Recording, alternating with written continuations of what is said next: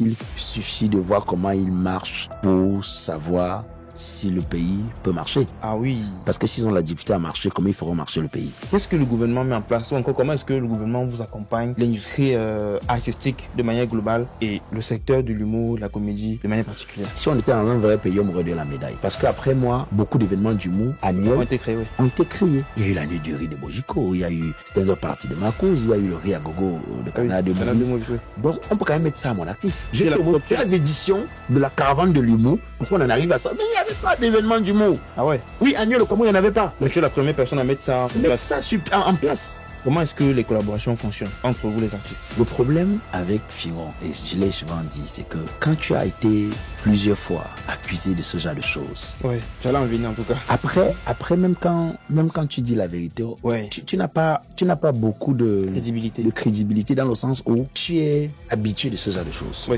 quand tu regardes l'opposition, tu penses à qui? Tu penses que qui peut réellement prendre les règnes et amener le Cameroun? Ou est-ce que tu penses que le Cameroun doit être? Mon candidat, c'est ton candidat. Non, comment ça? Moi, je sais qui tu choisis. Si je viens sur la toile, c'est pour dire qu'on a besoin d'eau. Et pour avoir de l'eau, il faut que nous nous battons à faire partie de ceux qui sont là, qui nous ont pas donné de l'eau depuis 43 ans. Il n'y a plus de négociations. Tu sais, à un moment donné, moi j'ai dit qu'on est arrivé à un moment où il n'y a plus de négociations avec ces gens-là. C'est qu'ils partent. Nous, on veut quelque chose de nouveau, on veut quelqu'un d'autre. Ouais. Que les gens qui vont venir viennent nous prouver qu'on avait tort de les chasser. Mais il faut essayer autre chose pour savoir qu'on a tort ou bien qu'on a raison.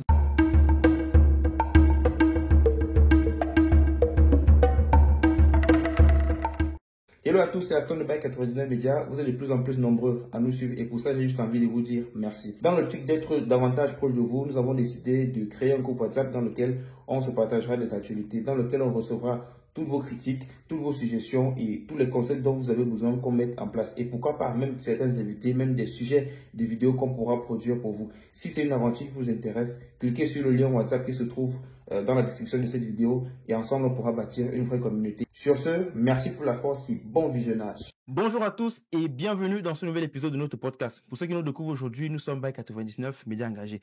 Donc notre mission au quotidien, c'est d'aller à la rencontre des talents, aller à la rencontre des personnes qui osent, des personnes qui contribuent à la véritable révélation du continent africain. Aujourd'hui, nous sommes avec un talent, quelqu'un qui ose, quelqu'un qui, dans la scène humoristique camerounaise, pose des bonnes actions. Très talentueux, je vais dire l'un des meilleurs de sa génération. Et aujourd'hui, ce qui est intéressant avec son parcours, ce qui est intéressant avec lui, c'est que il s'investit énormément dans des causes sociales.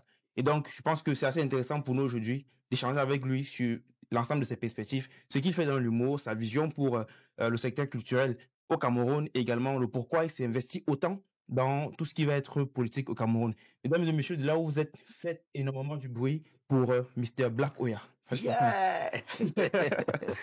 Comment tu vas, patron? Oh, mais je me sens plutôt honoré. Ouais. En tout cas, je suis très... Quand tu me posais la question, est-ce que c'est de moi qui parle? Non, mais c'est toi, là. C'est toi. Non, je suis plutôt content. Après, on pose des actes, Ouais. souvent des petits actes. On se rend pas compte combien ça impacte. Oui. Puis après, quand on écoute ça, on se dit, OK, Non, mais on est sur la bonne voie. peut-être toi, tu minimises en tout cas ce que tu fais, mais il y a de l'impact. On voit les résultats, que ce soit dans l'humour, on voit les résultats même dans ce que tu fais pour la société.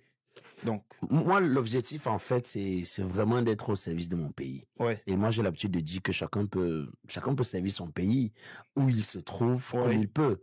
Même le gars qui balaye la rue peut être utile.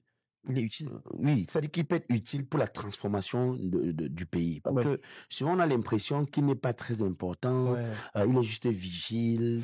Non, c'est-à-dire que si vous êtes un vigile qui fait son boulot dans les règles, vraiment, qui devient un exemple, parce que le vrai problème de notre société aujourd'hui, c'est qu'on n'a pas de repères. Ouais. On a besoin de Pas repères. d'exemple, Donc, si on a des exemples, on a des gens dont les gens peuvent s'appuyer sur eux, ce serait une belle chose. C'est pourquoi j'essaye tant que mal de faire ce que je peux avec toute la volonté suivante.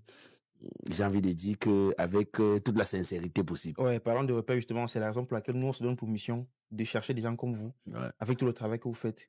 On échange un peu pour comprendre, en fait, l'envers du décor. Parce qu'il y a les réseaux sociaux, il y a ce côté bling-bling là, il y a la starmania, comme on dit souvent. Mais derrière ça, il y a des choses que, voilà, il faut que ceux qui aspirent à faire ce même boulot-là comprennent. Ouais. Est-ce que tu peux te présenter pour ceux qui ne te connaissent pas? Bon, me présenter, je sais pas ce que je dirais, mais je suis Black Oya, artiste humoriste, entrepreneur culturel. Oui. Je crois que les deux casquettes là me vont bien parce que après, je peux dire que je suis comédien. Oui, je suis Oui. comédien. Je fais beaucoup de courts-métrages. J'ai participé dans quelques longs-métrages. J'ai joué dans quelques séries. Oui.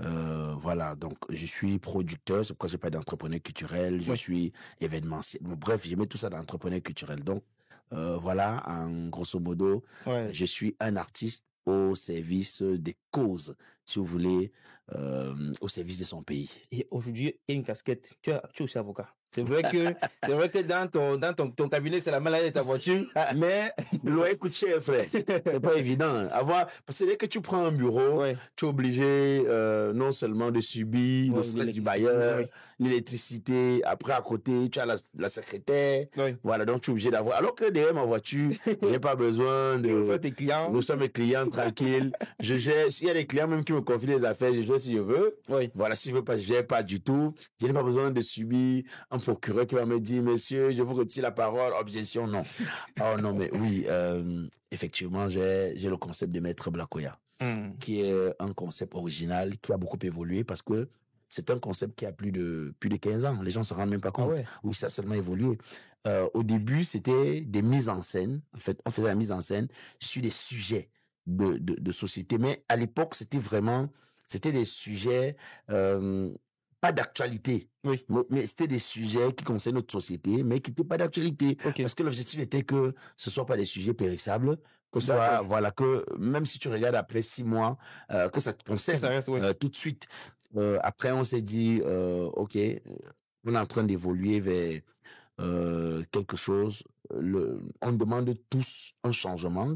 On demande tous que notre pays évolue, mais pour ça, il nous faut une alternance. Alors, s'il nous faut une alternance, il va falloir qu'on aille vers des sujets d'actualité, parce qu'il y a un vrai problème. On veut tous le changement. C'est devenu comme un slogan au Cameroun. C'est un slogan. Oui, mais après, dans ce qui est direct, si tu veux, dans les actions, c'est pas vraiment ça dans le concret. On ne voit pas vraiment les jeunes poser des actes pour le changement. Oui. Et donc, il faut d'abord commencer par éduquer. Et donc, pour commencer à éduquer, j'essaie d'utiliser des sujets d'actualité, voilà, pour éduquer les masses, parce que il y a un problème de discernement. Aujourd'hui, on a les lanceurs d'alerte qui donnent les informations souvent elles sont fausses, sont bonnes. Il y a même des journalistes conventionnels qui donnent des fausses informations ou des vraies. Donc moi, j'essaie de faire un travail d'éveil pour dire ceux qui me regardent. Il faut qu'on mette en exergue notre sens du discernement. Clairement. Parce qu'aujourd'hui, il ne suffit pas de suivre une information. Parce que aujourd'hui, on est arrivé à quelque chose où même les chaînes de télévision manipulent l'information. Donc, si vous n'avez pas la capacité, voilà, le sens du discernement. Oui, de savoir ce qu'il faut prendre et ce qu'il faut laisser. Voilà. Ça devient compliqué. Voilà, ça devient compliqué. Vous voyez, dès que quelqu'un essaie de se démarquer dans l'intérêt de nous offrir peut-être une société différente de celle qu'on a aujourd'hui, on le diabolise. On détruit son image parce que de cette façon on l'atteint facilement. Ça permet qu'on puisse détruire l'idéal pour lequel voilà, la personne se bat. La personne se bat. Ce qui fait que moi je suis donc là pour dire aux gens non, il faut pas croire ça. Je suis un peu comme ce gars, une boussole en fait. Voilà, une boussole qui est là pour ramener les gens à la raison, pour ramener les gens à la base, à notre idéal. Donc moi je dis aux gens chaque fois ça. Faut faire attention, faut pas se laisser manipuler, faut pas se laisser distraire. Voici notre objectif, ne nous éloignons pas. Sachant que ça parle aussi ça vient avec un concept humoristique. C'est-à-dire que l'information est passée de manière digeste, on se sent, tu ris, tu prends un plaisir à écouter, mais en même temps, tu es enseigné. Mais je dis souvent aux gens que la particularité que l'humoriste a, c'est que il peut donner une information grave, mais parce qu'il donne ça avec humour, on l'accepte, on digère facilement. Voilà, c'est pourquoi j'ai choisi ce ton-là pour Maître Black Oya. Donc je passe sur des sujets d'actualité, souvent sur des sujets qui sont difficiles comment je vais dire ça, qui sont difficiles à débattre. Tout le monde. Oui, qui sont pas accessibles à tout le monde. Et donc j'utilise le sens de l'humour. pour pouvoir faciliter l'accès à l'information. Ouais. Si possible, j'utilise la subtilité humoristique pour que les gens puissent comprendre et l'accepter facilement. Même la grand-mère au village, quand elle écoute. Ah oui. Je me souviens, j'ai fait un maître Blakoya où je disais qu'il suffit de voir comment il marche pour savoir si le pays peut marcher. Ah oui. Parce que s'ils ont la difficulté à marcher, comment ils feront marcher le pays? Ça, c'est poignant, hein? Oui, mais après, si tu... qu'est-ce que j'ai dit de mauvais? Non, c'est pas que tu as, c'est que tu as dit mauvais, mais c'est lourd quand même. Oui, c'est lourd, mais on est dans un... le Cameroun aujourd'hui, j'ai pas besoin... Après, quand tu essaies de te prononcer, parce que les gens sont arrivés à un niveau où ils disent que les jeunes doivent s'intéresser à la politique. Ils le disent en journée, mais la nuit, ils nous font des problèmes dès que nous on s'intéresse. On dit, mais va faire ton humour. Non, mais arrête ça. Tu concentre-toi. Arrange-toi à nous amuser. Non. Non. C'est-à-dire que c'est un jeu de rôle. Donc, c'est pourquoi je parle de discernement. C'est-à-dire que les gars arrivent, ils estiment que nous, on va impacter les gens. On va changer les mentalités. On va bousculer les jeunes à s'intéresser. Ils nous empêchent. Il suffit qu'ils nous diabolisent en disant que mais tu n'es même pas un bon humoriste. Et puis, ce que tu veux faire, c'est aller parler de politique. Comme si la politique appartenait aux autres. Comme si. Et puis, moi, j'ai dit aux artistes qui disent, oh non, moi, je suis en politique. Gars, vraiment, faut penser à tes enfants. Moi, je leur dis, après, vous dites qu'on n'a pas une bonne politique culturelle. Vous parlez de politique culturelle. Mais si tu me parles de politique culturelle, on parle de politique culturelle. Clairement. On n'a pas dit qu'on n'a pas une bonne culture, on dit qu'on n'a pas une bonne politique culturelle. Ça passe pour la politique. Comment tu fais pour ne pas t'intéresser à la politique? Comment tu peux dire que tu es apolitique? Bon, j'ai pas envie de dire que c'est l'idiotie, c'est la fainéantisme. En tout cas, on n'en est pas loin. Tu vois ce que je veux dire? Après, il y a ce qu'on appelle la politique politicienne. C'est-à-dire que quelqu'un qui s'engage dans la politique, ou bien qui parle de politique, dans l'intérêt d'avoir un poste, d'avoir une carrière politique. Non, ce n'est pas le cas pour moi. Parce que je m'intéresse au sujet politique, parce que notre vie se construit autour de la politique. Ou pas. Ça, c'est pas un débat. Moi, j'entends souvent les politiciens dire que, bon, j'ai pas besoin des politiciens. C'est-à-dire que quand on aura fini, quand tu ne peux pas voter, les autres votent. Et à la fin, on dit que a été élu comme président de la République, telle personne, avec tel suffrage. On n'a pas attendu que tout le Cameroun vote. Hein. C'est-à-dire que ceux qui ont voté pour vous qui n'avez pas voté. Donc, si tu ne désignes pas ton candidat, quelqu'un d'autre le fera pour toi. Mais si tu ne peux pas voter, tu te rends compte que tu es en train de permettre à celui que tu ne voulais pas qu'il accède d'accéder. Parce que les autres qui le voient comme un modèle vont aller le voter. Et il va se retrouver où tu ne veux pas. Donc, ne pas vouloir, c'est pas seulement le dire. Mais c'est poser là. C'est l'action. C'est-à-dire que aller aux unes, c'est-à-dire que mettre celui que tu veux qu'il soit là, plus vous serez nombreux à mettre celui que vous voulez, mieux celui qui est là et peut-être qui fait pas ce qu'il faut, doit dégager, parce qu'il aura moins de voix. Donc ça c'est clair. Alors est-ce qu'on peut parler un peu de ton parcours académique? Est-ce que Blakoya a fait les études, jusqu'à quel niveau, et comment est-ce qu'il a effectué la transition entre les études et l'humour? Est-ce que j'ai fait les études? Je crois pas. Ah bon? Oui, je vais pas te dire quel est le niveau scolaire que j'ai. Mais je vais quand même te dire une chose. Le vrai problème, et c'est pourquoi j'ai pris la résolution que je parlerai pas de mon parcours académique. Parce que il m'arrive d'arriver dans une gare, que ce soit ici, ou bien d'être dans une cérémonie. Et puis il y a des gens qui viennent me voir. Tu as le doctorat, quand t'écoutes, tu as l'intelligent, tu es... Et puis, je pose la question, je dis, le problème du Cameroun, on n'avance pas parce que on limite tout au diplôme. La connaissance n'est plus la base. Moi, si tu me demandes, ça dit que juge mes idées. Et est-ce que j'ai besoin d'avoir les diplômes vraiment pour avoir des grandes idées? Pas forcément. Est-ce que j'ai vraiment besoin des diplômes pour être brillant? Je ne crois pas. Moi, je suis beaucoup de personnes, beaucoup d'autodidactes et tout ça là. Le jour où j'ai suivi le niveau scolaire de Puss Ndiaye, le génie du Messager, le fondateur du Messager, je me suis dit, pourquoi est-ce que les gens se focalisent? C'est-à-dire qu'à chaque fois, on va te poser, tu as quel niveau scolaire? Comme si c'était ça l'idéal. Non, aujourd'hui, on a besoin des gens qui ont des connaissances. Chez nous, on a trop de diplômés. Énormément. Et c'est ça qui fait que le Cameroun est en retard. Parce que les gens sont tout le temps dans les réflexions de... C'est-à-dire que je suis docteur et dans le doctorat, voilà, je suis professeur de... ça nous avance nulle part. Parce qu'ils nous torturent avec souvent des compréhensions idiotes. Ils ont les diplômes, mais ils n'ont pas la connaissance. Ah oui. Donc moi, est-ce que je suis allé à l'école, je fais du aux gens? Non, moi, c'est-à-dire que j'ai amassé la connaissance. Le niveau dont j'ai pu, je suis encore à l'école de la connaissance. Les diplômes, non, je parle pas de diplôme. Je sais pas si j'en ai ou pas. Mais ça, c'est ce que j'ai, ça, c'est ce que voilà, je partage avec les gens. Parce qu'il faut que, même si vous partez à l'école, il faut pas seulement que les gens aient à l'école pour obtenir des diplômes. C'est pourquoi les gens achètent des diplômes aujourd'hui. Et à la fin, dans la pratique, je vais vous raconter une petite histoire vite fait. J'ai un tonton qui a ouvert un hôpital. En fait, son père savait qu'il était un petit cancre.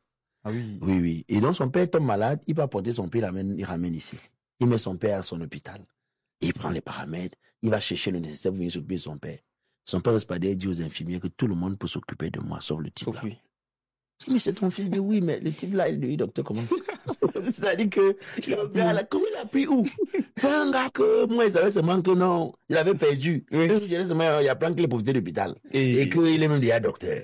Et tout ça. Donc, vous voyez, il faut qu'on mette aujourd'hui en valeur, le savoir-faire, le savoir. Et pour moi, le savoir, c'est pas nécessairement le diplôme. Maintenant, comment j'ai fait la transition pour me retrouver dans l'humour? Déjà, tout petit, j'étais très comique comme tous les jeunes, c'est-à-dire que je faisais beaucoup de blagues autour de moi et tout. Mais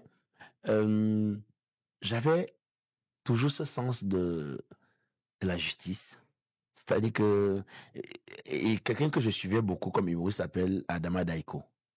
Alors, c'est quelqu'un qui dit des choses graves, mais avec beaucoup d'humour, et ça passe. Et donc, je le suivais déjà à cette époque-là.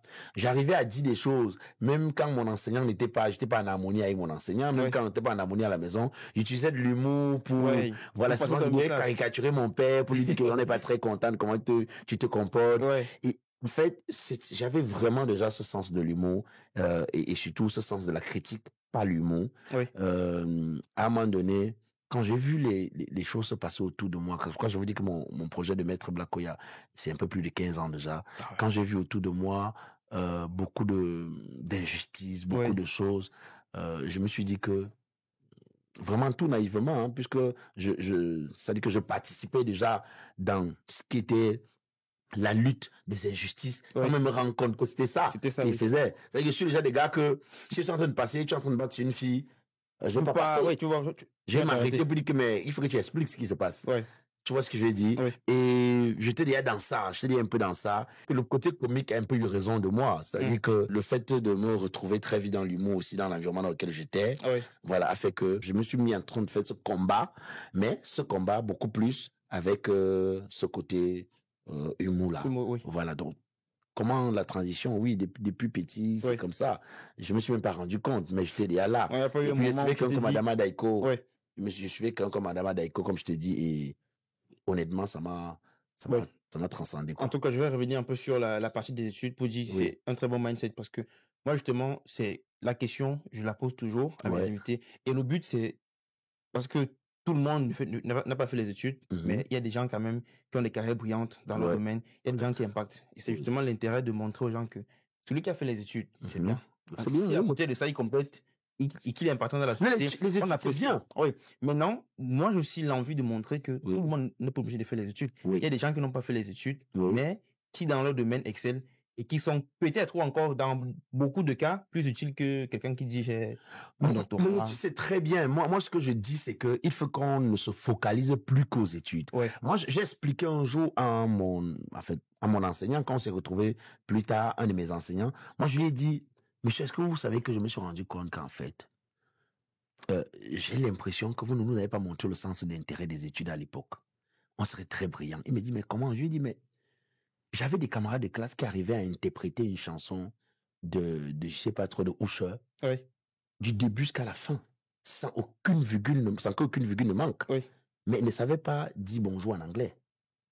C'est-à-dire que le gars peut interpréter, il n'oublie rien. Il ne sait pas dire bonjour en anglais et il peut pas lire les 3 premières phrases de son livre sans, c'est-à-dire qu'il peut pas, comment je vais dire ça, il ne peut pas comment je vais dire ça? Il peut réciter les 3 premières phrases de son livre. Oui. Ça, il fait, les paroles voilà. d'une musique. Alors que il peut chanter toute l'album de R. Kelly. Même s'il ne comprend rien. Ou même s'il ne comprend rien. Ouais. Parce qu'il a trouvé le centre d'intérêt. Il fallait peut-être que les anciens nous montrent le centre d'intérêt. Ouais. Il fallait peut-être que... Il a manqué peut-être un truc. Et c'est pourquoi je dis, il va falloir que l'enseignant, au-delà de venir écrire la leçon au tableau, Oui. doivent apprendre à rentrer dans la vie de leurs élèves. Oui. Pour savoir un peu ce qu'ils aiment. Peut-être qu'ils peuvent utiliser ce canevas pour pouvoir les faire rentrer avec quelque chose. Voilà, les enseignements. Donc ça, c'est très important. Donc, chaque fois, je me dis toujours, tu as des gars qui ne peuvent pas facilement te faire 2 phrases, mais qui peuvent te chanter tout un album. Oui. Ça veut dire qu'ils trouvent le centre d'intérêt. Peut-être que même à l'école, on ne nous montre pas suffisamment notre centre d'intérêt. Ouais. Peut-être que les anciens s'est limité à nous enseigner. On a dit qu'on copie au tableau, ils copient au tableau. Et justement, je pense qu'on a grandi dans une société où l'école est en quelque sorte une obligation. Donc, voilà. On te dit, si tu veux devenir quelqu'un, va absolument à l'école, même si tu ne sais pas pourquoi. Et non, mais c'est un problème. Quand il va décider, il va dire, moi, je couvre l'intérêt à l'école, je veux faire les champs, je veux faire le business. Il dit non, non, certainement le centre d'intérêt, tu auras peut-être le doctorat, mais un doctorat soutenu, parce que tu auras un doctorat avec la connaissance qui accompagne. Que tu peux justifier clairement. Voilà. Donc voilà. L'école est bien, moi, j'ai pas dit que l'école est pas bien. Ça, on peut pas remettre en question la place de l'école. Voilà. Donc, c'était quoi, justement, tes challenges et tes difficultés quand tu commences dans le showbiz, on va dire? Alors, moi, quand je commence dans l'humour en 2003. 2003. Oui, 2003. Oui. T'es même né? Oui, moi, en 2003, j'ai fait la rencontre de Tani Condom. Quand je commence dans l'humour en 2003, j'ai envie d'être, au début, comme beaucoup de jeunes, j'ai envie de passer à la télé, d'impacter, d'être un humoriste dont tout le monde apprécie. Mais je voulais toujours être un humoriste un peu intelligent. C'est-à-dire qu'un humoriste qui dit des choses, qui impacte, qui ne fait pas qui se contente pas de faire, oui. Voilà. Ça, c'est que je suis allé à la rencontre de Tani Condom. C'est la première personne que j'ai rencontrée dans ce métier. J'ai un peu marché avec Tani Condom. Après, je me suis mis à mon propre compte. Bon, même étant avec Tani Condom, c'est pas vraiment, je bossais, c'est-à-dire que je le côtoyais. Ouais, c'était une collaboration. Voilà, je le côtoyais, mais j'ai fait mes propres productions. Mes challenges vraiment à cette époque-là, je vais pas faire comme si non, j'étais un savant, non. J'étais un gars qui voulait passer à la télé, qui voulait être célèbre, qui voulait que tout le monde, quand il passe au quartier, que les petits, waouh, lui. Je voulais être le meilleur de mes amis. Je voulais dire à mes amis qui ont décidé de continuer les études, que je n'ai pas failli. C'est-à-dire que j'ai choisi, moi, le chemin qui me va bien et je ne regrette pas. Je voulais être meilleur dans mon domaine. C'est tout ce que je voulais au début. Mais mes challenges sont arrivés plus tard. Parce que j'ai commencé à évoluer.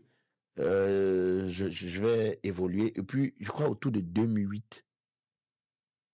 Parce qu'en 2003, les Tani Condom, Fingontrala, Oga, ils ont un succès fou. Ouais, ils ont explosé. Et donc, en 2008, je rencontre... c'est-à-dire que les mêmes grands qui avaient le succès fou, le succès a légèrement baissé. Et je constate que le respect qu'ils avaient en 2003 jusqu'en 2008, c'est plus pareil. Je constate que la vie même qu'ils avaient, c'était avec la voiture en 2003, et en 2008, ils n'avaient plus. C'est-à-dire que je me suis assis et un soir, je me suis posé la question, c'est dans ce métier que tu veux faire. C'est-à-dire que tu as à peine 5 ans de succès et après, il va falloir vivre toute une vie. Comment tu fais? C'est là. Et c'est un métier tellement ingrat que ceux qui demandaient les photos à tout bout de champ commencent à te lancer le gars. Mais tu es maintenant à pied. Tu peux pas acheter la voiture. Vous suivez tous les gens. Avec tout l'argent, là. Vraiment. C'est que d'avoir nos pas d'artistes. Donc, je m'assois et dis, waouh. Car c'est dans ça que je vais me trouver. Et comment je vais faire pour avoir une vie stable? Parce que après, un artiste, c'est pas quelqu'un qui va toucher un salaire à la fin du mois.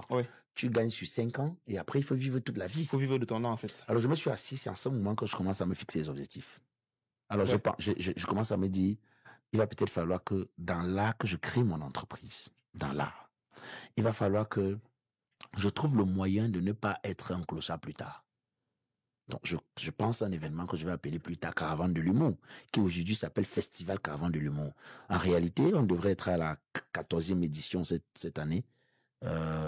Mais compte tenu, comme ça se fait en octobre, compte tenu de l'élection présidentielle, voilà, moi je me suis dit, gars, on sait jamais, il faut pas faire un investissement qui peut être mal interprété, voilà, et tout. Donc moi j'ai décidé de laisser d'abord que l'élection passe. Voilà, donc je crée dans le festival. Pourquoi je crée le festival? Parce que je me dis, d'abord, je regarde dans l'environnement, je constate que il y a des spectacles de musique.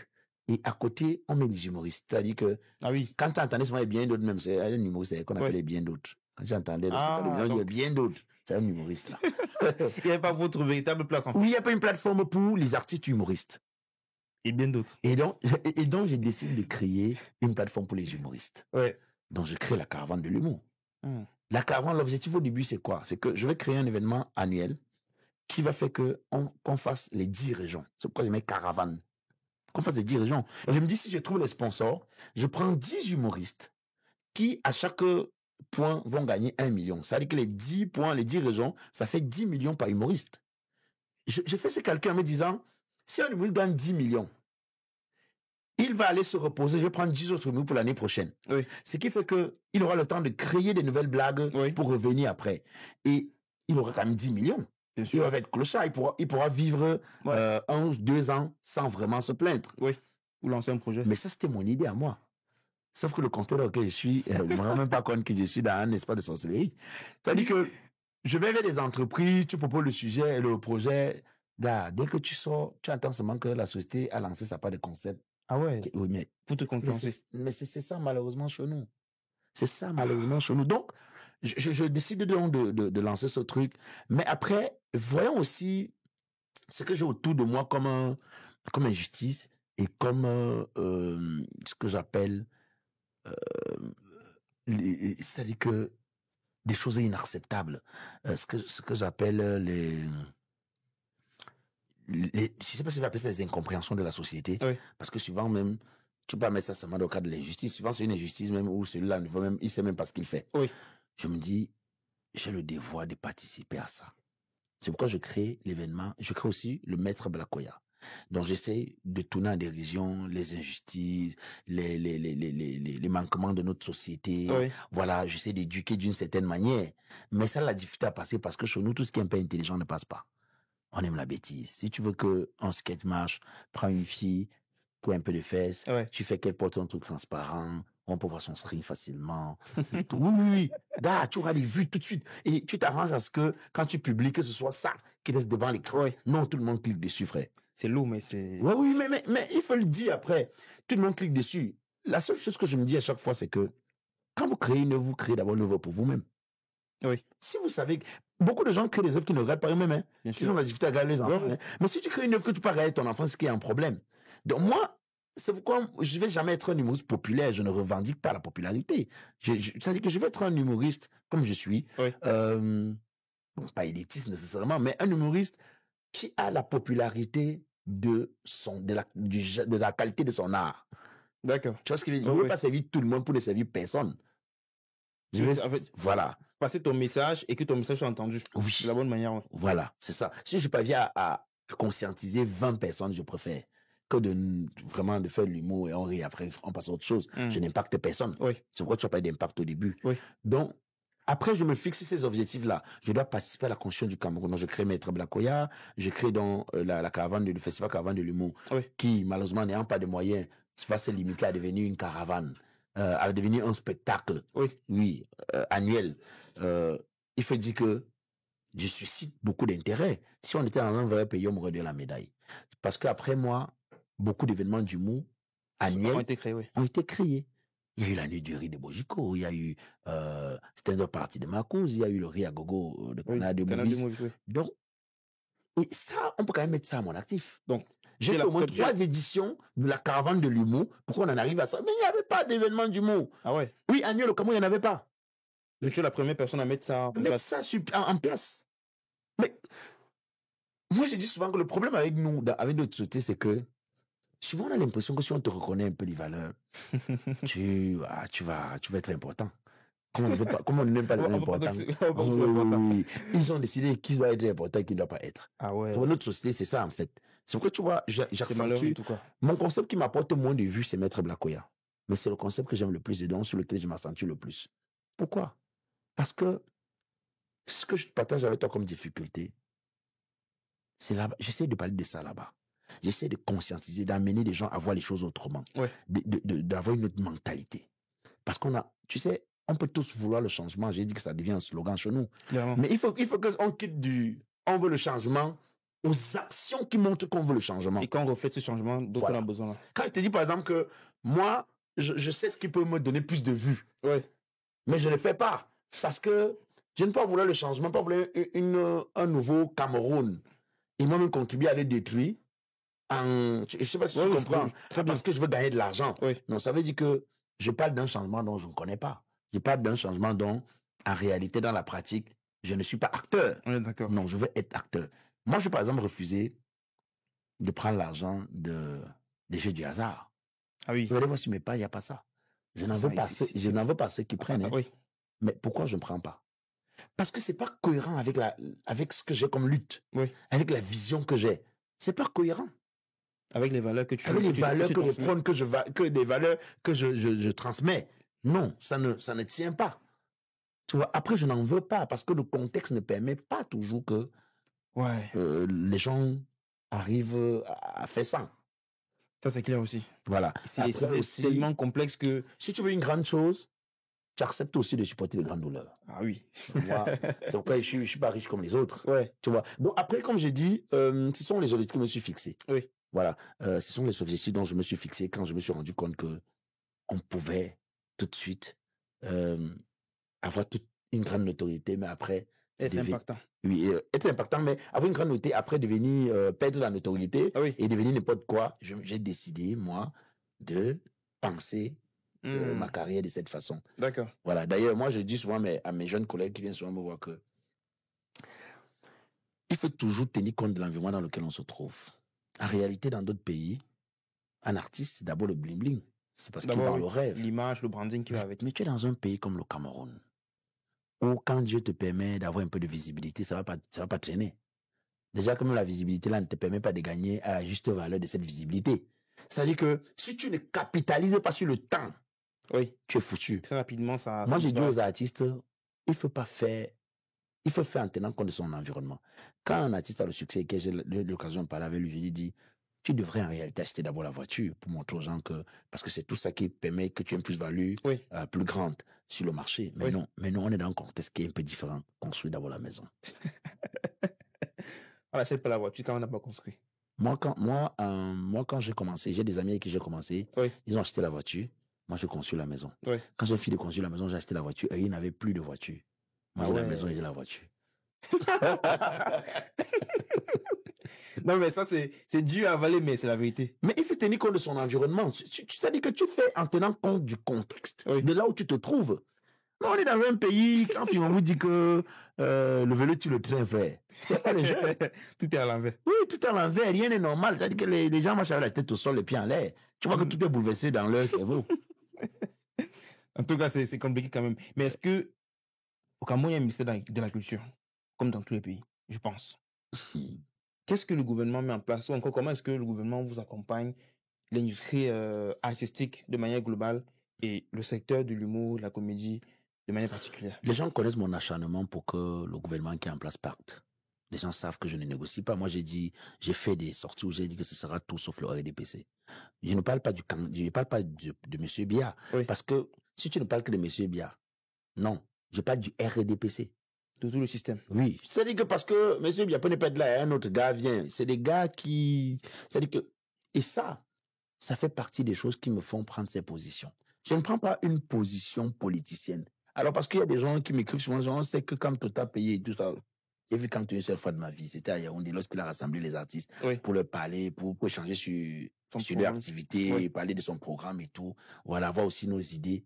Je l'ai vu pour la première fois et c'était l'unique fois. J'ai pas le numéro de Camto. Tu vois ce que je veux dire? Parce que les gens pensent que je suis ça veut dire que j'ai aucune relation avec lui. Mais quand je dis que ce sera tout sauf le RDPC, mais c'est bien parce que tu me parlais là s'il y a un ministère de la culture. Je sais que le dernier, c'était celui qui est, je sais pas si c'est encore lui qui est là. Parce que je connais, en fait, ils ne sont pas, à notre service au point où ils sont au point où, gars, moi, vraiment, qu'ils soient là ou qu'ils soient pas là, je sais pas pourquoi ils me savent. Tu vois ce que je veux dire? Ouais, je vois. Je sais pas si c'est toujours Bilim Quatri, on a changé ou pas. D'abord que ça fait longtemps, on ne sait même plus qui est le ministre de quoi dans notre pays, là. Tu vois ce que je veux dire, non? C'est compliqué. Non, moi, personnellement, je te dis que je ne sais plus. Je ne sais pas quoi, ils me servent. Tu sais ce qui s'est passé? Je t'ai dit que je suis promoteur d'un festival. Oui. J'ai eu la subvention, j'avais écrit pour demander la subvention parce que le délégué des arts, monsieur Eddy Moké, encore là, délégué des arts et de la culture, il m'avait dit, mais on donne des subventions. J'ai écrit. J'ai la lettre, le truc qui était venu, mais ça était venu. J'étais parmi ceux à qui on avait accordé. Moi, on m'avait accordé 500 000. Ah ouais? Je suis allé à Yaoundé. On m'a dit, non, il faut faire tel papier, gars. Rien que pour constituer les papiers, là, il devait être 35 000. Il manquait 150 000 qu'il devait gagner. J'ai fait les tours à Yaoundé, peut-être 6 tours. Donc, si tu prends les vieilles piquets, les payés là, j'avais à compléter, mais non, ça m'était à finir. Je t'explique. Sauf que, un jour, il y a une dame dont je ne vais pas donner son nom, qui me voit et me dit, mais tout le temps, tu viens ici. J'ai dit, oui. Moi, il y a une subvention qu'on m'a dit qu'on m'a accordée. Sauf que la subvention, là, quand tu demandes la lettre à la délégation, pour pouvoir, on dit que non, il fallait au ministère. Moi, t'es venu, tu m'as dit ce qu'il fallait qu'on constitue comme dossier, j'ai constitué. Oui. Et depuis, on me dit, non, on revient. Elle me dit, attends un peu. Elle va dans ma chaise, elle regarde, ouh, ton argent a été mangé depuis. Peut-être c'est même qui ont mangé là, même, être même busy. Donc, tu peux imaginer ce que ça peut faire. Mais ça, c'est rien. C'est que quand tu écris une lettre pour demander le parrainage, le ministre t'accorde, oui, on sera parrain de ton événement. De ton événement, oui. Mais nous sommes dans le pays des représentants, du représentant. Pour finir, c'est ton bailleur qui vient représenter le ministre. Ah ouais. C'est-à-dire que on t'a donné une lettre où le ministre dit que je suis le parrain. Le parrain de l'événement. Le parrainage d'un événement. Et censé être là. Et censé être là, non? Oui. Tu dis, monsieur le ministre, l'événement, c'était ok, on voit ça mon secrétariat. Après, quand on sent que tu ne parles pas d'argent, on te dit, il faut voir ça avec le délégué. Le ministre ne pourra pas. Tu vois, le délégué te dit que le délégué régional, il te dit, mais vois le délégué départemental, il sent que tu ne parles pas d'argent. Le délégué départemental te dit, vois le délégué d'enregistrement, il dit que, vois le délégué de secteur. Le délégué de secteur, pour finir, même te rends compte que c'est ton bailleur. Donc, mieux, je viens voir mon bailleur que viens t'asseoir en cause, mon gars, pendant mon événement. Tu vois ce qu'il veut dire? Non, c'est le vrai problème que nous avons. Donc, en gros, il n'y a rien de culturel sur nous. Mais frère, je vais te prendre un exemple. Chaque année, tu sais que le Burkina Faso, vraisemblablement, nous sommes un plus grand pays que le Burkina Faso. Oui. Mais chaque année, toi et moi, on se bouscule pour aller au FESPACO, on est d'accord? Oui. Tu vas te bousculer venir au Cameroun, pourquoi? Quel est l'événement national ou international que le Cameroun connaît? Que tu vas... Quel est? Dis-moi, tu peux me dire un seul? Je pense que ça travaille encore. Mais, parce que quand tu me poses cette question, je n'ai pas besoin d'aller en détail. Je suis en train de te dire que c'est un pays qui avait une vision culturelle. Oui. On aurait au moins un événement annuel qui serait une rencontre des hommes de culture du monde dans notre pays. Mais quel est d'abord l'événement national que nous avons? On n'en a pas. C'est nous qui nous battons, nous les acteurs culturels. Et je veux te dire, c'est pas facile, hein. Ah, mais quand tu lances ton événement, le délégué t'appelle de la culture. Il faut t'aider le papier. On paye ça 1 million. Il ne nous aide en rien du tout. Mais il n'existe pas. Il y a des ministères qui ne servent pas à grand chose, frère. Il y a des ministères qu'en réalité, on devrait annuler ça. Ministère des Arts, ministère de la Jeunesse. Le ministère de la Jeunesse ne connaît pas son nom. Les trucs comme ça, on enlève. Parce qu'ils ne nous servent à rien. Donc, il n'y a pas d'accompagnement, pas de... C'est-à-dire que... Laisse même l'accompagnement, ils ne sont même pas là, on ne les voit même pas. C'est-à-dire qu'ils font d'abord... On les voit. Moi, je dis ça comme ça parce que après, je n'attends rien d'eux. Oui. Tu vois, je n'attends rien d'eux parce qu'en fait, ils ne donnent rien à personne, sauf à leurs amis. Peut-être, tu vois. On nous dit qu'il y a 1 milliard de subventions qu'on met pour subventionner. Tu te dis, mais on subventionne quoi? Qui en profite? Si on était d'abord, je te prends un exemple simple. Moi, je connais pas, je suis jamais allé en Chine. Mais gars, les films chinois m'ont fait connaître la Chine. Ah oui. Je suis jamais allé au Nigeria, mais je connais le Nigeria à travers les films. Le cinéma. Je ne suis jamais allé en Inde. Mais toi et moi connaissons les films hindous. On est d'accord. Je suis jamais allé aux États-Unis. Peut-être que j'irai très bientôt. Mais j'ai connu les États-Unis. Je sais même comment on fait pour devenir président des États-Unis à travers le film. On est d'accord, franchement, tu vois que tu transportes. Mais comment les gens qui peuvent gouverner un pays, comment les gens qui ont le bon sens peuvent ne pas avoir comme pilier Ouais, la culture. La culture, frère. Un grand manager m'avait dit, aucun pays ne s'est développé économiquement sans avoir été développé culturellement. C'est ça qui amène les sponsors, c'est ça qui amène, on va dire, les riches, des grands bâtisseurs d'autres pays à s'intéresser à ce qui se passe chez Mais dès que tu ouvres ta bouche, on te dit, Black, va faire ton humour. Comme si faire l'humour veut dire que tu es un gars bête, idiot, qui ne réfléchit pas, qui ne peut pas développer. Non, il faut faire attention. Les humours sont pas, c'est pas même à l'époque quand les humours mettaient la craie, là, dans leur subtilité humoristique, c'était très intelligent. Il faut faire très attention. Moi, Jean-Michel Cancan était l'un des humours les plus intelligents de ce pays, il mettait la craie. Il portait des habits, si tu veux. Ouais. Mais il faut pas, quand tu me parles de culture, non, frère, il faut annuler ça, la question, l'arrêter. Il faut annuler. Ouais, il faut annuler. C'était des ans n'existe pas. D'accord. Alors, et ça se passe comment les collaborations entre artistes? Aujourd'hui, tu as eu à effectuer plusieurs collaborations. Moi, quand je te découvre en 2012, j'étais avec le père Sikati. Sikati, oui. Oui. Jeune d'or. Oui, il y a beaucoup de personnes. Aujourd'hui, il y a Fingontralala. Oui. Il y a beaucoup de personnes avec qui tu travailles aujourd'hui. Comment est-ce que les collaborations fonctionnent entre vous, les artistes? Mais ça dépend. C'est cas par cas. Oui. Après. Pas particulièrement, en fait. Non, je dis c'est cas par cas. Moi, personnellement, par exemple, avec Sikati, c'est pas pareil. Il y avait Fingontrala ou avec Nick Chou et les autres. Mais par exemple, avec Sikati, c'était souvent mon compagnon de galère. Bon, il raconte souvent que il avait perdu espoir, il voulait plus faire ce métier jusqu'au jour où il m'a écouté un jour à la radio. Il est venu me voir. Depuis, je lui ai dit, gars, voilà, je lui ai donné envie de refaire le métier. Oui. Bon, ça dit que on a travaillé ensemble, on a créé des groupes, les héritiers de l'humour, on a fait beaucoup de sketchs ensemble. Aujourd'hui, on est toujours ensemble, même si chacun essaye d'évoluer de son côté. De son côté, oui. Oui, on est toujours ensemble. Ça, c'est, par exemple, au cas de Sikati. Mais après, moi, j'ai collaboré beaucoup avec Moustique, par exemple. C'est au feeling, non? C'est-à-dire que le gars, il est dans la ville, je lui dis, gars, tu comptes arriver à Douala quand il dit tel jour, je dis ok, je te propose un scénario, je lui propose un scénario, il dit ah mais c'est intéressant, on peut, il peut apporter des amendements, hein. Voilà, on tourne, je bloque mon équipe technique, j'ai la chance d'avoir ma maison de production qui est Boom Prod, j'ai tout mon matériel, donc c'est pourquoi j'ai pas d'entrepreneur culturel. Du coup, je bloque mon matériel, ma technique, mon équipe technique se met à disposition. On produit l'œuvre. Voilà, ça c'est comme ça pour les collaborations. Par exemple, Nekechoué, Fingontrala, on a travaillé dans la même équipe. Mais pour ce qui est de Fingontrala particulièrement, lorsqu'il rentre au Cameroun et qu'on se rencontre, c'est moi qui pars avec Fingontrala. Je vais le voir parce que j'estime qu'il est revenu au Cameroun et les gens ne savent pas qu'il est là. Je lui propose un événement pour que les gens sachent qu'il est là. D'ailleurs, c'est sa première tournée nationale. C'est moi qui apporte l'événement qui s'appelle Fingontrala Cameroun Tour. Je lui apporte le projet en tant qu'événementiel. Donc, je vais vers lui. Je lui apporte le projet qui va être sponsorisé par une société brassicole. On va produire l'événement. Voilà, on fait l'événement. Ça permet qu'il se réinstalle. Parce que il venait dans l'environnement. Oui. Et après l'événement, il estime que j'ai des bonnes idées, il me propose de travailler, qu'on travaille ensemble. On fait donc le train, le vélo-train. Oui. Ça marche très fort.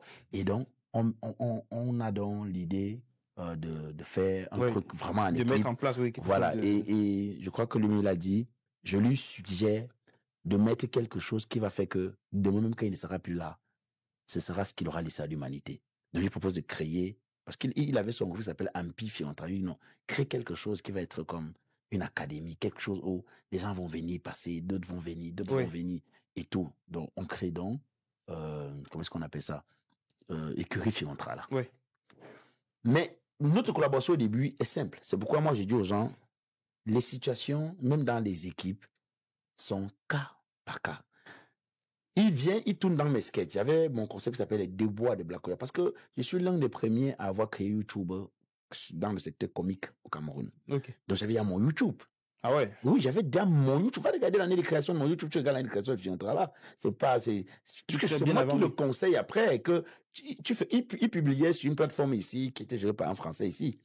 C'est Dailymotion. Ou c'est Africa, quoi là, un truc Africa. Oui. C'est moi qui lui donne l'idée de créer YouTube. Que ce serait plus rentable. Voilà, son propre YouTube. Donc, il venait tourner dans mes sketchs, je tournais dans ses sketchs. Oui. Voilà, c'était un peu ça notre collaboration. C'est pourquoi quand les gens me disent chaque temps, oh, il n'était pas payé, j'ai dit que, mais ça dépend de ce qu'il a conclu avec moi. Oui. Moi, il n'a jamais été question pour lui et moi qu'il me paye pour quoi que ce soit. C'est pas une relation. Parce qu'il venait jouer chez moi, il venait jouer chez lui. Juste que Fiontrala a plus de notoriété, Ouais.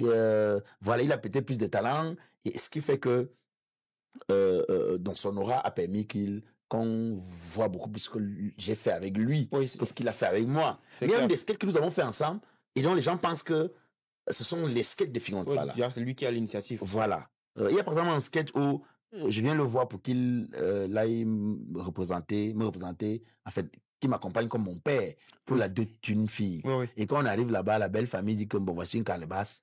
Pas du 5000. Oui. Elle m'avait dit que voici une calebasse. Il faut savoir que comme tu vas parler dans la calebasse là, si après la relation s'il ne tient pas, tu vas devenir fou. Il se retourne et me dit que mais pour 5000, il va devenir fou.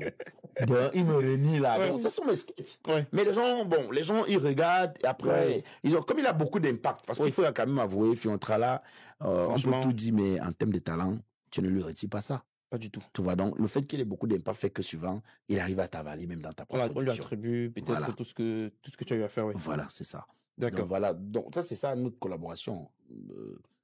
Et du coup, si on parle, par exemple, on ne saurait parler de toi, de Fingon, l'écurie, sans parler du festival du Bataclan. L'événement du Bataclan. Oui. Qui, je vais dire, aurait eu lieu. Oui. Parce que non, l'événement n'a pas eu lieu. En toute honnêteté, moi, vous savez que je suis quelqu'un de très honnête. Et ça fait un gros buzz, en fait. Oui, je suis quelqu'un de très honnête. Oui. Je ne peux pas dire vraiment dans tous les détails ce qui s'est passé. Mais moi, je sais qu'il y a eu une brouille entre Fiontrala et les organisateurs. Pour la petite histoire, moi, quand je suis ici en France, c'était au mois de mars, un des membres d'organisation m'appelle pour me dire que ils savent qu'en ce moment, je m'entends pas avec Fiontrala, mais comme je rentre au Cameroun, que je m'arrange à leur rejoindre pour que, ensemble, qu'on fasse l'événement. Mais que je devrais garder ça pour moi. Oui. Ils ont aussi demandé à Fiontrala de m'appeler. Sauf que comme on ne collaborait pas en ce moment-là, on ne s'entendait pas. Oui. Donc, je suis rentré au Cameroun. Ils m'ont demandé de l'appeler. Je lui ai fait un message pour dire, OK, tu avais demandé la dernière fois que tu voulais qu'on parle. Je suis là. Il était en Côte d'Ivoire, il est revenu. On a parlé, il m'a dit, voilà un projet. On a essayé de... Voilà. On s'est mis sur le projet ensemble. Et après, en toute honnêteté, quand le projet a eu la brouille, j'apprends beaucoup de choses. Moi, je ne vais pas rentrer dans les détails là parce que je sais pas qui dit la vérité, qui ment. Mais ce qui est sûr, il y a eu une brouille entre Fiontrala et les organisateurs. Et donc, voilà, moi, comme d'habitude, j'ai pris mes pieds. Je me suis mis de côté. J'ai dit, OK, quand les éléphants bagarrent, les zèbres... Alors, d'après, je vais parler sur la base de ce qu'on a vu et entendu. Oui. Il y aurait une personne qui s'occupait de tout ce qui va être paperasse administrative, visa et autres. Et dans les conversations avec Fingon, il a pu avoir un autre contact par qui il a essayé de passer pour, je sais pas, doubler toute l'organisation. C'est ce que j'entends. Ça, c'est ce qui est sorti sur les réseaux, que moi également j'ai entendu. Moi, j'entends au même titre que vous. Oui. Je veux dire que les organisateurs m'ont appelé pour me donner cette version. Oui. Mais lui aussi donne une autre version. Vous comprenez ce que je veux dire? Lui aussi donne une autre version. Donc, ce qui fait que moi, quel est même l'intérêt à ce que je dise que Fingon a raison, bien que les organisateurs ont raison? Tout ce que je sais, c'est que le spectacle n'a pas eu lieu. Moi, j'étais là-bas pour un seul objectif, jouer au Bataclan. S'il n'y a plus le spectacle du Bataclan, rien ne m'intéresse plus. C'est-à-dire que s'ils avaient fait ces problèmes et qu'à la fin, on était quand même arrivé à aller prester au Bataclan, oui, là, là, j'aurais trouvé mon intérêt. Mais je n'ai aucun intérêt. Si je dis aujourd'hui que Fingon a tort, si je dis aujourd'hui que les organisateurs ont tort, qu'est-ce que je gagne? Tu vois ce que je veux dire? Je ne veux pas rentrer dans ce qui se raconte. Mais ce qui est sûr, les organisateurs savent qu'ils ont raison. Tu vois, lui, de son côté, c'est qu'il a raison. Maintenant, leur conscience, tu sais, tu peux mentir à tout le monde sans te mentir à toi-même. Ça, c'est clair. Oui, tu peux mentir à tout le monde sans te mentir à toi. Non, moi, je ne sais pas si Fingon a raison, s'il a tort. Mais ce que je sais, c'est qu'il y a une brouille d'incompréhension où les promoteurs accusent Fiontrala de ne pas être honnête. Fiontrala lui dit qu'il n'y est pour rien. On l'accuse à tort. Bon, après, je vais dire une chose quand même qui va aider pour que les gens puissent comprendre. Le problème avec Fingon, et je l'ai souvent dit, c'est que quand tu as été plusieurs fois accusé de ce genre de choses. Oui. J'allais en venir en tout cas. Après même quand tu dis la vérité, Ouais. Tu n'as pas beaucoup de crédibilité dans le sens où tu es habitué de ce genre de choses. Oui. Tu vois, c'est pourquoi je dis que nous devions, même dans notre parcours, au-delà de nos talents, savoir que nous sommes des modèles, savoir que nous sommes, qu'il y a des gens qui nous suivent et qui nous prennent vraiment comme des modèles. Des millions de personnes. Oui, il y a des gens qui pensent que tout ce que nous on fait est bon. Et donc ces gens qui pensent que tout ce que nous faisons est bon, nous devons tenir compte à chaque fois lorsqu'on va poser un acte. Parce que si tu fais un scandale, 2, 3, 4, le jour où tu ne fais même pas et qu'on t'accuse, les gens disent ah, c'est lui, non, il a habitué, c'est nouveau, comment on fait comme si... Donc c'est ça, ça dit que qu'il ait raison ou tort, il est déjà caricaturé comme ça. Oui. Ça fait que c'est difficile aujourd'hui de le défendre. Il va peut-être falloir que lui aussi travaille à polir cette image-là, qu'il travaille à restaurer son image de marque, son image modèle, parce qu'il en a besoin. Je le dis en toute sincérité, parce que est-ce que tu sais qu'il y a des gens qui t'appellent, mais comment tu collabores avec un gars confiant à la gare? Vraiment, tu peux pas avoir autant de valeur et collaborer avec un gars pareil. Ça se dit dans les commentaires. En fait. Oui, et collaborer avec un gars pareil, ça veut dire que tu sais pas ce que tu veux. Non. Si je te dis que ça m'impacte pas, je mens. Ah oui. Si je te dis que ça me dérange pas, je mens. Parce que j'ai des gens qui croient en moi. Moi, je fais un travail de veille de conscience. Je peux pas éveiller les consciences. Il y a une contradiction dans ça. Hein. Oui. C'est-à-dire que un gars qu'on accuse de trouver des choses, tu marches avec lui et tu dis que il faut. Totalement. Je vous ai dit que à chaque fois où j'ai une incompréhension avec moi, je suis très loyal. Je vais jamais avoir un problème avec un travail venir dire que non, on ne s'entend pas. Je viens de te dire là que on ne s'entendait pas. Oui. Avant qu'on ne se mette sur ce conseil, on s'est mis pour ce conseil. Mais le fait de ne pas s'entendre, on n'était pas en guerre non plus. Oui, ça j'avais pris mes distances pour des raisons personnelles. Et donc, je ne vais pas non plus venir crier sur la toile. Moi, je ne connais pas faire les directs pour ce genre de choses.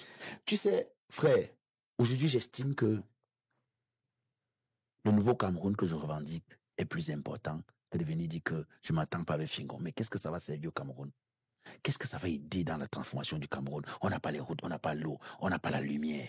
Tu vois, on n'a pas d'emploi. Les diplômés font les photocopies à l'université, vendent les esclaves qu'on appelle un gongo au pays. Mais tu crois vraiment que le fait qu'ils viennent dire aux gens que finalement on ne s'entend pas, c'est un faux type, c'est un truc là, ça va apporter quoi dans la vie de ces Camerounais? Les gens m'écrivent souvent pour dire, mais tu n'as pas suivi l'histoire du cinéma là? On dit que notre fils y a fait comme je dis, mais moi, qu'est-ce que ça me sert à quoi? Je ne suis pas le pays avec ça. Non, ça ne me sert à rien, frère. C'est-à-dire que je peux faire le conversation, on est en off là, parce que je suis un Camerounais.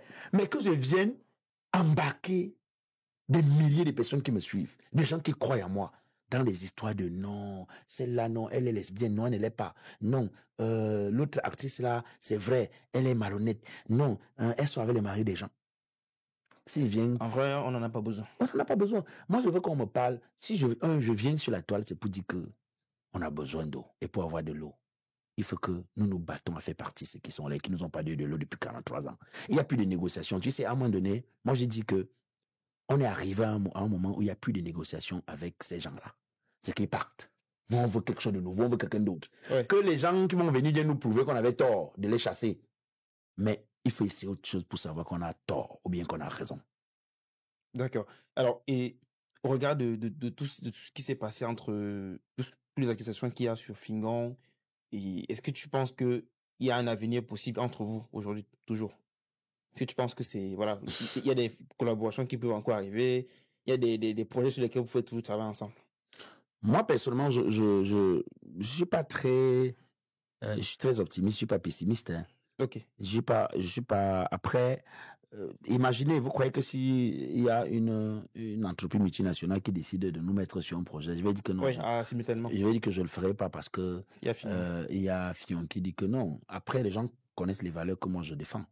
Ils savent quelle est ma probité morale. Ouais. Ils savent quelles sont c'est quoi ta ligne éditoriale? Oui, c'est quoi ma ligne éditoriale. Voilà, ils connaissent un peu comment je marche. Oui. Voilà, ils connaissent ça. Je ne partage pas le quotidien des Firentrala. Parce que si je partage le quotidien de quelqu'un, je ne peux pas le transformer selon comme je vois la morale. Oui. À ce moment, je vais me plaindre. Moi, je partage son quotidien. C'est-à-dire que si on me met sur un projet, pourquoi pas? Ok. Pourquoi pas? Ça peut se faire. Donc, il n'y a pas de haine, en quelque sorte. Non, je peux avoir des haines contre. Il faut pas, tu sais, il faut pas oublier que, quoi qu'on dise, ma collaboration avec Fiontra m'a donné de la lumière. Ouais. Non, il faut pas l'oublier, hein. Ça m'a donné de la lumière. En tout cas, c'est Il peut ne pas important reconnaître ce que moi j'ai fait pour lui, Oui. mais moi je reconnais ce qu'il a fait pour moi. Il sera libre le jour qu'il passera ici, vous dites que non, c'est moi qui ai tout donné, c'est moi qui ai tout donné aux gens là, moi, ils m'ont jamais rien donné. Ça, c'est lui là-bas. Oui, mais toi, Mais moi, je te dis que ma collaboration avec lui m'a donné de la lumière. Je vais pas l'oublier. Tu comprends ce que je veux dire? Je vais jamais l'oublier. Je suis, reconnaissant de ce que j'ai eu avec Fiontra. Oui. Tu comprends? Je ne regrette pas le parcours que j'ai eu avec lui. Il y a des choses peut-être à pas faire. Il y a des choses dont j'estime qu'il n'aurait pas dû et tout ça. Oui. Mais je ne regrette pas tout ce que Tout ce j'ai que vous fait avec avez lui. créé, tout ce que vous avez mis en Ou place. tout ce qu'on a mis en place ensemble. Donc, D'accord. Et aujourd'hui, c'est quoi tes perspectives de manière générale pour l'industrie du cinéma, de la comédie, de l'humour? moi, j'ai créé une maison de production qui s'appelle Boom Prod. Oui. L'intention, c'est de produire des séries sitcom exclusivement, c'est-à-dire que aspect comique, sitcom, situation comique, Oui. des séries sitcom. J'ai en ce moment 6 séries sitcom déjà écrites. J'ai Le Vendeur de cercueil de 26 épisodes qui a été écrit de 26 minutes. J'ai Maison familiale pas à vendre. Ah ouais. De 26 épisodes de 26 minutes. J'ai Je t'aime moi non plus. Bref, j'ai 6 séries sitcom déjà écrites. Maintenant, il faut les moyens parce que c'est des séries qui doivent être produites dans les règles de l'art. Pour le moment, je fais des petites productions avec les moyens de bord que je mets sur les réseaux sociaux. Oui. Voilà, mais ces séries-là sont là. Ça, c'est un peu, c'est ça. J'aime me spécialiser uniquement dans des grosses productions, mais comiques. J'ai un long métrage. J'ai un long métrage que je compte, si possible, avant la fin d'année, mettre sur... Publié, oui. Voilà, publié. J'ai un long métrage. Donc, ça, c'est pour ce qui est du cinéma. Ok. Maintenant, pour ce qui est de l'humour, par exemple, j'ai mon spectacle qui arrive. On est en train de discuter entre campagne électorale ou bien Black en Black. Ça, c'est pour novembre. Je serai en tournée ici en novembre. Ce sera au moins 8 dates. Ah ouais. Oui, je serai là de novembre à décembre. Je serai là. Ouais. Je reviendrai pour ma tournée. Donc, j'ai ce spectacle-là que je suis en train de finaliser, de préparer. Ça, c'est pour ce qui est de l'humour. Mais, je vais me concentrer pour le moment. Sinon, me consacrer à voir ceux qui ne nous ont pas aidés partis. Il y a l'élection présidentielle qui est là. Ouais. Ça fait partie de mes objectifs. Là, je suis le sujet. Je vais participer comme je peux. À tous les niveaux. Avec les moyens artistiques. Ouais. Pour que ceux qui ne nous aident pas à avoir les droits d'auteur, pour que ceux qui ne nous aident pas à avoir un festival national ou international, à avoir des salles de spectacle acceptables. Pour nous, on est tout le temps en train de jouer au palais des sports. Donc, on peut arriver, tu trouves les handballeuses là-bas, elles te disent qu'on ne sera pas. C'est pour vous, c'est le sport. On fait quoi le ici? sport. Tu vois un peu ce que je veux dire. Donc, la configuration n'a pas été faite pour le spectacle. Oui, clairement. Voilà. Donc, les chanteurs peuvent encore se battre là-bas, mais nous, les humours, on ira là-bas. Non. Donc, c'est des gens qui ne nous ont pas aidés à avoir une vie artistique acceptable pour que, à chaque fois, un artiste qui a charmé le monde se retrouve à la fin avec les SOS. Aidez-moi, dès qu'il est en Panari, SOS, aidez-moi. Parce que, comme je vous ai dit, vous faites 5 ans de succès ou 10 ans de succès pour une vie. Oui. Pour une vie. Mais est-ce que sur ce sujet-là particulièrement, certains artistes, certaines personnes dans le showbiz ne gèrent pas aussi eux-mêmes mal leur argent, c'est-à-dire gérer mal leur succès? Tu as eu, je sais pas, tu as fait un boom, tu as eu 20 millions, on va dire. Tu as eu même 100 millions. Mais tu as 100 millions. Oui. Tu as passé ton temps dans les voyages. Les voyages, pas pour aller prester et avoir encore plus d'argent pour manger, pour États-Unis, Miami, tout ça. Non. Pour vivre. Non. Ils sont pas très nombreux qui vivent comme ça au Cameroun. Est-ce que... Je vais t'expliquer. En fait, j'ai eu ce débat ici sur Maman Guéa. Oui. On a dit que mais elle a eu beaucoup de succès, elle a gagné beaucoup d'argent. Comment aujourd'hui on peut demander qu'on l'aide? Je vous dis une chose. C'est pourquoi tu vois, mon combat, c'est qu'on change les gens qui sont aux affaires, qui gouvernent au Cameroun. On est dans un environnement de pauvreté extrême. Ou lorsque, dans une famille, tu fais semblant de sortir la tête de l'eau, toute la famille renvoie la tête dans l'eau. Parce que tu es le seul à réussir dans une famille, frère. Tu comprends très bien. Tu dois aider tes frères, tes cousins, tes neveux. Dès qu'il y a une possibilité, il y a un problème, on te voit. Alors, les gens ne voient pas ça. Et il faut savoir que l'argent de l'artiste est très visible. Hein? Différemment, toi qui travailles, tu touches tes 500 000, tu peux dire que je n'ai pas. On ne m'a même pas payé. Gars, quand je presse une cérémonie, avant de monter, moi, j'ai envoyé le message, même les vidéos de farotage. Gars! Il sait que tu as. C'est Dieu ou... Je sais pas si tu comprends ce que je veux dire. Je comprends très bien. Les gens vont dire non, mais ça ne justifie rien. Non, ça justifie. Il y a des gens qui ne peuvent pas... Un artiste, c'est d'abord humaniste. À la base, l'artiste est humaniste. Tu ne peux pas laisser les gens mourir autour de toi. Les amis, les frères, les voisins.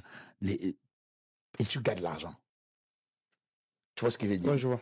Je ne dis pas qu'il faut pas se mettre à l'abri, hein, mais tu ne peux pas laisser les gens mourir autour de toi et tu gardes de l'argent. Donc, tu gagnes un peu, mais tu aides tellement de personnes où tout le temps tu es en train de chercher quelque chose que tu n'obtiens pas. Les artistes vivent dans des... La plupart des artistes sont des familles très pauvres. Donc, quand on dit que l'artiste, il avait l'argent hier, mais il avait l'argent, il a partagé, il a soutenu ceux qui pouvaient soutenir.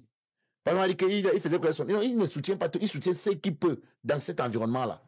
Et après, quand ça devient compliqué, parce que s'il ne donne pas aussi les radins, il y a des artistes qu'on a tués dans les villages parce qu'on dit qu'il est chiche, il est comme ça, c'est vrai que on ne dira jamais, les gens vont toujours se plaindre. Oui. Mais, sans te mentir, le contexte ne permet pas. Par contre, si la carrière était bien gérée, même après le succès, tu pouvais vivre de ta carrière. Oui, peut-être que... Les droits d'auteur. Exactement. Tu vois ce que je dis. Et même, s'il y avait des salles de spectacle, moi j'ai discuté, par exemple, on était au truc à Yaoundé Rassemblement avec le professeur Kanto qui a invité les artistes. Oui. Il nous a dit quelque chose qui était magique. Il dit, si on arrive à construire des spectacles dans presque chaque quartier, les salles de spectacle seulement de 100 places. Oui. Il dit, Black Oya, tu pourras être un artiste qui n'est connu qu'à Douala 3e et vivre de ton art parce que tu vas jouer dans tel quartier lundi, mercredi tu vas jouer dans tel autre, vendredi tu pourras tourner rien que dans ton Douala 3e là. Et avoir quand même de l'argent. Mais si chaque week-end tu as une salle de 100 places, dont l'État te donne avec des réductions qui te facilitent la tâche, et donc tu as quelques partenaires que tu peux mettre dessus. Parce que le gars qui a sa boutique rien que dans le quartier là, peut dire des sponsors. Ah oui. Tu vois un peu, il t'aide à payer la salle. Oui. Et si tu vends le spectacle à 2100 places, ça fait combien? C'est beaucoup d'argent. Ça fait peut-être 200 000, je crois. Oui. Frère, imagine, je gagne 200 000 le lundi. After work, non? Oui. Le mercredi, je gagne 200 000. Le week-end, il me fait 600 000 la semaine. La semaine. Ah oui. Comment je fais pour ne pas avoir l'argent? C'est énorme. Je peux juste briller dans mon quartier et gagner ma vie. Sans avoir besoin de sortir même de la ville. Oui. Je peux juste être un artiste de mon département, de ma région. Et en vivre, oui. Et en vivre. D'accord. On a besoin des espaces pour que les artistes puissent exposer les talents. Tu vois? Oui. C'est pourquoi aujourd'hui, je milite pour qu'on ait une transition. On ait quelque chose. Et parlant de transition, je sais que tu as déjà peut-être énoncé, mais c'est qui quand tu regardes la scène aujourd'hui des opposants? Donc, on est d'accord que le parti en place pour toi, il faut qu'il parte. Quand tu regardes l'opposition, tu penses à qui? Tu penses que qui peut réellement prendre les règnes et amener le Cameroun? Ou est-ce que tu penses que le Cameroun doit être? Mon candidat, c'est ton candidat. Non, comment ça? Moi, je sais qui tu choisis. Ah. Si tu n'as pas le courage parce que tu es ici, toi, non, c'est pas que j'ai pas le courage. Non, chacun sait aujourd'hui que sans se mentir, il faut pas. Tu sais, d'abord, je fais des chroniques où j'ai dit aux gens, pour choisir un candidat, il faut se poser quelques questions. Commençons. Est-ce qu'il a réussi sur le plan académique? Oui. Ok. Là, on parle de qui? De quel candidat? Ou alors Non, je suis en train de d'énumérer les valeurs pour choisir le candidat. Oui. Parce que les gens sont dans les valeurs de c'est mon frère du village. Non. Quand on coupe la lumière, quand le frère du village fait couper la lumière, on coupe chez tout le monde, même chez toi. Donc, on va sur des valeurs. Est-ce qu'il a réussi sur le plan académique? Oui. Est-ce que sur le plan professionnel, il a réussi? Oui. Est-ce que, parce que pour changer la vie des gens, il faut d'abord toi-même avoir changé ta propre vie. C'est clair.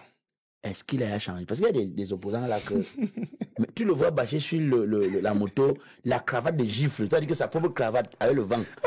Mais c'est lui qui te dit qu'il veut venir te diriger. Ouais, il veut changer ta vie. Il veut changer ta vie. Mais tu ne peux pas changer d'abord ta vie un peu, non? Donc, quand tu vois 2 valeurs, 3e valeur, est-ce que lui-même, sa vie, il a changé sa vie? Ça fait 3. Tu dis oui. Quand tu fais des 10, tu dis bon, ok, sur le plan moral. Ouais. sur le plan de la probité morale. Qu'est-ce qu'il distribue? Est-ce que ce monsieur a des choses qu'on peut lui reprocher sur le plan de la probité morale? Non. Gars, si je te mets tous les parcours là, va regarder tous les canaux, tu me dis est-ce qu'il a une expérience qui peut l'aider à aller vite? Parce qu'il y a aussi l'expérience qui compte un peu. Oui. Car Kamto, c'est le meilleur choix. Quand tu as fini de faire tout ce qu'il vient de faire là, oui. C'est-à-dire que sur le plan académique, il a réussi, sur le plan professionnel, il a réussi, sur le plan de la morale, de la probité morale, oui. C'est une valeur incroyable. Mais voilà, mais je ne sais pas ce qu'il boit, je ne sais pas s'il boit l'alcool ou pas. Moi, il a jamais vu avec la... Depuis que tu prends un exemple, depuis que tu vois que Kamto entre en politique, professeur Kamto, il est devenu l'homme public que tu connais. Oui. Tu connais une photo qui le montre avec l'alcool devant lui? Personnellement, j'ai jamais vu. Non. Tu as quelque chose, tu connais une histoire qui ne tient pas de la morale. Bon, après, il y a des histoires dans dessous de culotte qu'on entend partout. Non, tu as une image. Non, je ne connais pas, justement. C'est pourquoi je dis... Ce que ses concurrents disent, c'est une chose. Oui, voilà. Je suis en train de dire que quand tu regardes ce monsieur, il a même été dans le gouvernement où on dit que tout le monde vole. Où on dit, pourquoi on ne dit pas que j'ai dit ça? Où on dit que tout le monde vole. Est-ce que s'il est sorti de là et qu'il s'oppose, sans qu'on ne l'accuse jusqu'aujourd'hui d'avoir volé, tu vois pas qu'il y a quelque chose? Il y a des valeurs. Oui, il y a des valeurs. Au niveau de la personne, on est d'accord que... Est-ce que tu vois le professeur Kamto comme quelqu'un d'extravagant? C'est-à-dire que tu peux avoir une vidéo de lui où il là, c'est ton interview, c'est pas la mienne. Non, je suis en train de te... Parce qu'il faut qu'aujourd'hui, oui. Les gens qui nous regardent, oui. Les gens qui veulent choisir, ne doivent pas choisir sur la base de ce que il avait aidé mon oncle. C'est mon frère du village. Ouais. Non, gars, si ça quitte chez nous, on va pleurer. Si ce n'est pas chez nous, c'est qu'on est... Non. C'est une question de programme, de ce qu'il propose. Non seulement, avant le programme, il faut d'abord juger l'homme. Parce que le programme, n'importe qui peut écrire, non? Mais je peux m'aller prendre le programme de Macron. Je sais seulement le nom de Macron. Tu contextualises. N'importe qui peut écrire un programme. D'accord. Il faut regarder l'homme. Il faut regarder l'homme. Son parcours. Comment sa démarcation, sa démarche. C'est ça qu'il faut d'abord regarder. Je vous dis que je n'ai rien à reprocher au professeur Kamto. Alors, mais j'entends bien le point de vue. Bon, je préfère dire on dit. Même si tu pourras me dire que c'est ce que ses opposants disent. Aujourd'hui, il est taxé de quelqu'un qui est tribaliste. C'est-à-dire quelqu'un qui a des valeurs. C'est vrai que quand on écoute ses discours lui-même, il se défend. Mais ça, c'est une image qu'on lui colle. Et même qu'il est à la tête d'un parti qui est barbare et violent. Ça, c'est aussi ce qu'on accuse. Même si, très généralement, il prend position et s'est désolé de tout ça. Est-ce que tu penses qu'il mérite être jugé de cette manière-là? Bon, moi, je ne suis pas militant du MSC. Il suffit seulement qu'ils disent à quelqu'un que mouf, on va dire que, oh, Kamto. Est-ce que c'est Kamto? Je ne suis pas MSC. Je ne suis pas du MSC, si tu veux. Je partage les valeurs du MSC. Je partage la vision du MSC, si tu veux. Je partage les valeurs du MSC, pas les valeurs de son président, mais je ne suis pas du MSC. Je n'ai pas une carte. Je n'ai pas une carte de militant. Voilà, juste ce qu'on appelle sympathisant. Sympathisant, exactement. Et donc, dès que je vais poser un acte, on va dire que non, je vais te poser une question. Tu sais, c'est pourquoi je parle de discernement dès le début. Nous sommes à une période de discernement. Oui, il faut réfléchir. Tu peux me dire, parce que toi-même, avant de me poser la question là, tu connais un acte, tu connais un acte, une déclaration, une position qui ferait du professeur Kamto un tribaliste? Non. Si tu ne connais pas, le débat est clos. Pas que c'est moi qui pose les questions. Mais bon. Non, c'est-à-dire que j'ai seulement demandé que toi-même visite un peu. Tu sais, entre ce que les gens disent, ils sont libres de dire ce qu'ils veulent. Hein. Ça, c'est clair aussi. Quand tu sais parce qu'on dit de toi, tu vois que te disent ici. Non, ça va te plaire. On a dit quoi sur moi? Non, laisse tomber. Laisse tomber. Si tu racontes, si tu vas pas aimer. Il faut me dire. Moi, Mais j'étais au pays, on a dit des choses sur toi. On a dit quoi? Mais je préfère m'abstenir. Comme je suis pas dans le Congo, on a dit quoi? Comme on dit que tu es là, tu fais le blanchiment d'argent. Que l'émission, c'est que c'est des ministres qui mettent de l'argent derrière. Oui. Et je suis comme monsieur là. Ah, tu vois comment tu as te défendre, non? Non, je demande, je suis comme monsieur là. Mais est-ce qu'ils veulent savoir que tu es comme tu es? Ils disent que tu fais ça, que c'est le modèle. Non. Les gens peuvent dire ce qu'ils veulent des gens. On ne juge pas les gens sur la base de ce que les gens ont dit d'eux. Tu juges les gens sur les valeurs que... Oui, les valeurs qu'ils partagent. Oui, qu'ils partagent. L'image tu comprends ce que je dis, non? Et l'image qui reflète. Je ne connais pas une image, je ne connais pas un truc, une déclaration, je ne connais pas qui va... Tu as lu l'urgence de C'est quoi, l'urgence de la pensée, non? Oui, je crois que c'est ça, l'urgence de la pensée du professeur Moïse Kamto. Un peu. Il faut que les gens achètent ça. Oui. Il n'était pas encore en politique, hein. Mais je veux dire qu'il n'était pas encore en politique comme il est maintenant. Il participait peut-être à la vie politique à travers les trucs qu'ils ont fait, les tout ça. Mais il faut lire ça, frère. Le gars avait à dessiner le Cameroun. Le monsieur là, je dis le gars, ouais, toutes mes excuses. J'ai dit que le père là avait à dessiner le Cameroun que nous souhaitons là. Tu vois ce que je veux dire, non? Oui, je vois très bien. C'est de ça que je parle. C'est comme ça que je ne juge pas les gens ce qu'on dit d'eux. On dit trop de choses sur moi. Tu vois ce que je veux dire? On dit tout sur tout le monde. S'assoit, c'est moi qu'on dit que tu as vu sa façon de s'asseoir. On t'a dit non. Il t'a dit. Il t'a dit que le type là. Oui, il a fait le vrai. Regarde même sa façon de s'asseoir. Mais donc, tu as juste voulu te placer là. Ouais, te mettre à l'aise. Non, les gens disent ce qu'ils veulent. Tu comprends un peu? Alors, voilà. Je pense que là, le temps nous tient à la gorge. Je pense que si on va parler, on peut dormir ici. Ouais. Mais si tu as un message à passer à la jeunesse. Si j'ai un message à passer à la jeunesse, je dirais à la jeunesse, c'est vrai qu'on ne nous a pas beaucoup enseigné notre histoire, ce qui nous a souvent éloignés de certaines valeurs. Mais nous-mêmes, nous devons fouiller notre histoire. Il faut aller sur Internet. Si vous ne trouvez pas des livres sur des gens comme Oumniobe, Ernest Ouandié, des gens comme Thomas Sankara, vous pouvez, il y a quelques vidéos ou bien des livres. Fouillez les livres que les gens ont écrits sur eux. Allez lire ce qu'ils partageaient comme valeurs, ce qu'ils avaient comme vision. Vous deviez savoir que aujourd'hui, on n'a plus au niveau où il faut tenir un discours du changement. Non. Il faut poser un acte pour le changement. Ce n'est pas un discours. Il faut poser un acte pour le changement. Et il faut qu'on arrête de se contenter du peu. Il faut qu'on arrête de trop se soucier de ce qui pourrait nous arriver. Parce que de toutes les façons, rien ne dépend de nous. Moi, les prochaines minutes, quand je partirai d'ici, c'est pas ce qui va m'arriver. Alors, je peux me soucier de quelque chose dont je n'ai pas la maîtrise.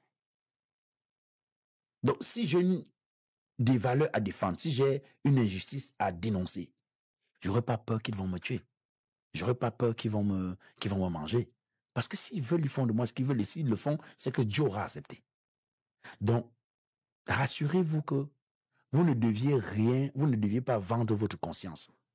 Vous ne deviez pas marchander vos valeurs. Non. Vous deviez être digne. Et on ne négocie pas la dignité, frère. C'est-à-dire que si tu as ta dignité là, si tu peux tout m'enlever, même ma dignité, je ne négocie pas ça. Je vais à la recherche de ma dignité. Donc, arrêtons de dire qu'on veut le changement. Posons l'acte. Ceux qui sont inscrits, c'est bien. Ceux qui n'ont pas pu s'inscrire, ce n'est pas grave. Vous pouvez participer autrement. Même toi qui n'es pas inscrit, tu peux, le jour de l'élection, aller au bureau de vote, te rassurer que ce qui était posé comme acte dans les urnes soit respecté.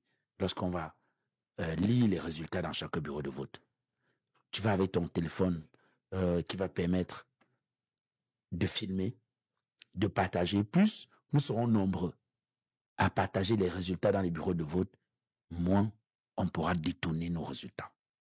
Donc même toi qui t'es pas inscrit, tu seras utile pour cette élection. Et toi qui t'es inscrit, j'espère que tu t'es pas inscrit parce qu'on t'a dit qu'il faut s'inscrire. J'espère que tu sais que l'inscription, c'est parce que c'est l'âme qui te permet de dire ton mécontentement, sinon de récompenser celui qui mérite ton vote. Faisons ça. Et après, on aura le Cameroun qu'on souhaite tous. Super. En tout cas, c'est fluide. Ça se voit que tu fais ça chaque jour, en tout cas. C'est la souffrance, tu sais, quand la souffrance toque à ta porte, frère. Faut être obligé d'être vigilant. C'est pas, après, c'est pas moi qui parle, hein. Ce sont mes problèmes. Voilà, oui. Donc, c'est un peu ça, non. En tout cas, merci vraiment d'avoir cette invitation. C'est un honneur pour moi. Moi qui t'ai vu je te découvre en 2012, j'étais tout petit. Ouais. Je faisais tout ce qu'un petit bébé peut faire. Aujourd'hui, quand même. Mais il a vieilli, hein. Il me permet d'avoir un blagueur qui dit qu'il a commencé en 2003. Je ne sais pas s'il était né. Je vais pas vous dire mon âge, mais je ne sais pas s'il était né. Il commençait très jeune. Aujourd'hui. Il commençait très jeune et on se rend pas compte. Beaucoup m'ont découvert auprès des Fiantra là. Donc, et il me situe. Toi, au moins, tu m'as vu en 2012. Et il me situe par rapport à ce qu'on a fait avec Fiantra là. Mais bon, ce n'est pas grave. C'est tout ça aujourd'hui qui me permet de de prendre certaines positions. Ouais. Oui, parce que je trouve que il est temps que je fasse ma part. D'accord. Voilà, donc faites pour vous. Voilà, merci beaucoup de m'avoir invité. Non, c'est l'honneur pour moi, le plaisir pour moi. Merci beaucoup. Bon, chers amis, chers internautes, c'était Black Oya, le talentueux, l'humoriste, le comédien, le maître. Voilà, il était sur Urban 99. On a passé un très bon moment ensemble. On aurait vraiment pu vous proposer quelque chose de meilleur, mais le temps nous tient vraiment à la gauche. Donc, on va se dire à très bientôt pour un nouvel épisode avec un nouvel invité. Vous connaissez la chanson. Merci. Ciao.